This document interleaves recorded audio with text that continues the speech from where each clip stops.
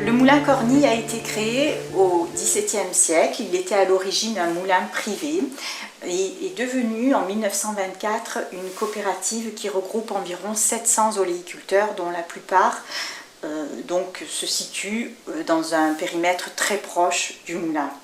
Il est donc un lieu chargé d'histoire. D'ailleurs, nous avons obtenu récemment le label Entreprise du patrimoine vivant.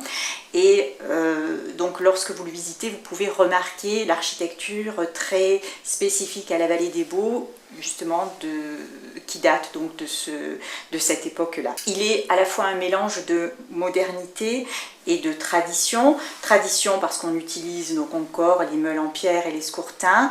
Et depuis 2003, on a donc rajouté une chaîne en continu. La spécialité est le fruité noir, une huile d'olive qui a la particularité d'être douce, reconnue justement pour sa subtilité et sa complexité aromatique. Et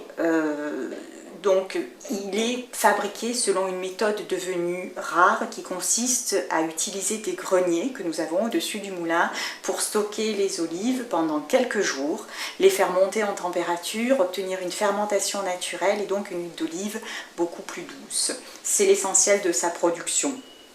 Ceci dit, nous produisons également du fruité vert, du fruité mûr, avons une production donc en AOC ou AOP maintenant, Vallée des Baux de Provence, qui est un label de qualité qui répond à un cahier des charges bien précis, aussi bien dans les vergers, avec notamment un emplacement bien délimité entre chaque pied d'olivier, mais aussi en ce qui concerne la production elle-même, l'élaboration de l'huile d'olive elle-même. Les olives que l'on trouve dans ce territoire sont essentiellement la Salonninque, la Glandeau, la Verdale des Bouches-du-Rhône, la Grossane, et donc c'est c'est ce mélange donc de ces différentes variétés d'olives qui vont faire que l'huile d'olive de la vallée des Baux va être différente des autres huiles que l'on trouve dans les autres régions oléicoles, donc de par son terroir et de par sa richesse en différentes variétés. On va avoir quelque chose de plus complexe au niveau aromatique. On travaillait avec les meules et tout ça, et il fallait écraser les olives pendant une vingtaine de minutes avec les meules.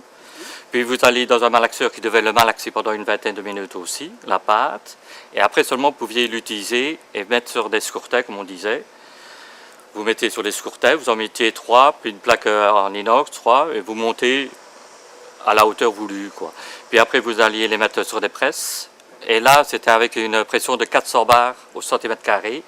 Et la pression était pendant 20-25 minutes quand il arrivait à 400 bars. Et l'huile sortait, tombait dans une cuve qui après partait à la centrifugeuse pour pouvoir être filtrée, décantée et tout. Ça, c'était vraiment à l'ancienne, pression à froid, vraiment l'idéal. Et bon, c'était plutôt pour le fruité noir parce que le rendement était meilleur au fruité noir, donnait un meilleur goût.